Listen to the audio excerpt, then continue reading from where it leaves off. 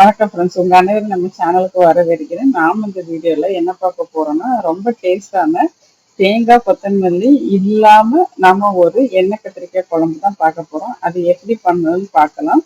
உங்க வீட்டுக்கு யாராவது விருந்தாள் வந்தாங்கன்னா கண்டிப்பா அவங்களுக்கு இதை செஞ்சு கொடுத்துட்டு உங்களை பாராட்டுவாங்க. ஏன்னா அவ்வளோ டேஸ்டா இருக்கும். வாங்க வீடியோக்கு போகலாம்.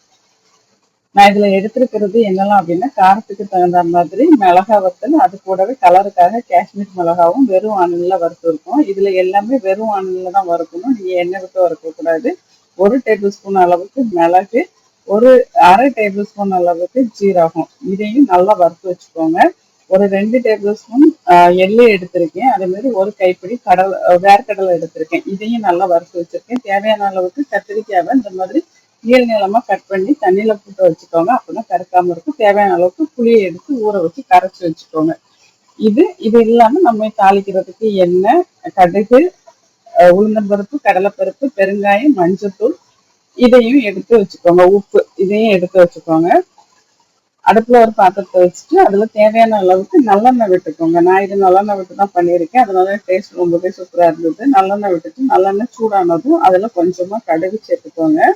அது கூடாது வெந்தயம் வந்து ரொம்ப கம்மியா போட்டுக்கோங்க. உளுந்தம்பருப்பு, கடலைப்பருப்பு எல்லாமே கொஞ்சம் கொஞ்சம் போட்டுக்கோங்க. இது நல்லா பொரியட்டும். இது நல்லா பொரிஞ்சதும் நம்ம கட் பண்ணி வச்சிருக்க கத்திரிக்காவை அதுல போட்டுருங்க. போட்டுட்டு நல்லா வதக்கி விட்டுருங்க. இந்த கத்திரிக்காய் வந்து அதுல இருக்கிற எண்ணெயிலே தான் வதங்கணும். நம்ம வந்து தண்ணி விட்டு வேக வைக்க கூடாது. வதங்கினா மட்டும்தான் இது ரொம்ப நல்லா இருக்கும். ஆனா இந்த ரெசிபி வந்து எதுக்கெல்லாம் நல்லா இருக்குன்னா, இட்லி, தோசை, சப்பாத்தி, சாதம் எது கூட வேணாலும் நீங்க வச்சுக்கலாம். பிரியாணி கூட இதை கொஞ்சம் தொக்காட்டு தண்ணியாட்டு இன்னும் கொஞ்சம் லிக்விடா பண்ணி சாப்பிட்டீங்கன்னா ரொம்ப சூப்பரா இருக்கும். நான் இப்ப பெருங்காயத்தூள் போட்டேன். அதையும் இந்த மாதிரி நல்லா வறுத்து விட்டுருங்க. இப்ப கத்திரிக்காய் நல்லா கலர் மாறிடுச்சு, உங்களுக்கு பார்த்தாலே தெரியும். இது ரொம்ப ஃப்ரை ஆக வேண்டாம், நல்லா வதங்கணும். அதாவது உங்களுக்கு கலர் மாதிரி அது கொஞ்சம் குலைய ஆரம்பிச்சிடும். அந்த ஸ்டேஜ்ல நீங்க வந்து கரைச்சி வச்சிருக்க புளியை ஊற்றிக்கோங்க. அது கூடவே உங்களுக்கு தேவையான அளவுக்கு உப்பையும் போட்டு இந்த மாதிரி மூடி விட்டுருங்க. ஒரு 5 நிமிஷத்துல இது நல்லா கொதிச்சிடும். ஏன்னா ஆல்ரெடி கத்திரிக்காய் வெந்துருச்சு. இது வெந்துட்டு இருக்கப்ப நாம வறுத்து வச்ச எல்லா மசாலாவையும் போட்டு, அதாவது வேர்க்கடலை, ஜீரகம், மிளகு, வத்தல் எல்லாத்தையும் போட்டு மிக்சியில போட்டு நல்லா தண்ணியை விட்டு அரைச்சி எடுத்துக்கோங்க. நல்லா நைஸா அரைச்சி எடுத்துக்கோங்க. அதையும் இந்த புளிக்கரைசலோட சேர்த்து நம்ம விட்டுறணும். நல்லா கொதிச்சதும் விட்டுட்டு அதை நல்லா கலந்து விட்டுங்க. உங்களுக்கு எந்த அளவுக்கு கன்சிஸ்டன்சி வேணுமோ அந்த அளவுக்கு தண்ணி விட்டு நீங்க கலந்து விட்டுக்கோங்க. இதுல கொஞ்சமா மஞ்சத்தூள், ஒரு அரை டீஸ்பூன் அளவுக்கு மஞ்சத்தூள் சேர்த்துட்டு நல்லா கொதிக்க விடுங்க. ஃபர்ஸ்ட் பார்க்கும்போது உங்களுக்கு கலர் கொஞ்சம் வித்தியாசமா இருக்கும். நான் கருப்பு எள்ளு போட்டதுனால உங்களுக்கு ரொம்பவே டார்க்கா தெரியும். நல்லா கொதிச்சு வேக வேக உங்களுக்கு கலர் நல்லா சேஞ்ச் ஆகும்.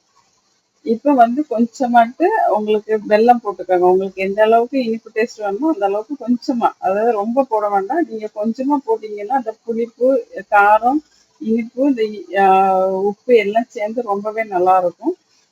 போட்டு நல்லா கொதிக்க விட்டுருங்க. நீங்க வெல்லம் போட்டோடனே இது கலர் நல்லா சேஞ்ச் ஆகும். சிம்மில் வச்சு நீங்க விட்டுட்டீங்க அப்படின்னா அது நல்லா வெந்து எண்ணெய் பிரிஞ்சு வரும். அதாவது மசாலா நல்லா வெந்து எண்ணெய் பிரிஞ்சு வரும். இப்போ பார்த்தீங்கன்னாலே தெரியும், எண்ணெய் நல்லா பிரிஞ்சிருக்கும், கலரும் நல்லா சேஞ்ச் ஆயிருக்கும். இந்த மாதிரி வரும்போது நீங்க கலந்து விடணும் அப்பப்போ, இல்லைன்னா அடிபிடிக்க ஆரம்பிச்சிடும். ஏன்னா வேர்க்கடலை போட்டிருக்கிறதுனால அது திக்கா இருக்கும், அடிபிடிக்க ஆரம்பிச்சாலும் அப்பப்போ கலந்து விட்டுக்கோங்க. கடைசியாக ரெடி ஆனதும் ஒரு கொஞ்சமாட்டு கருவேப்பிலை போட்டு நீங்க மூடி வச்சுங்க. ஏன் கருவேப்பிலை நான் கடைசியாக போட்டிருக்கேன், ஏன்னா அந்த கருவேப்பிலை வாசம் அதுல நல்லா தெரியணும், அதனால கடைசியாக போட்டிருக்கேன். இப்போ இது வந்து ரெடி ஆயிடுச்சு. இதை கலந்து விட்டாச்சு. இப்போ இதை பரிமாறதுக்கு நம்ம எடுத்துடலாம்.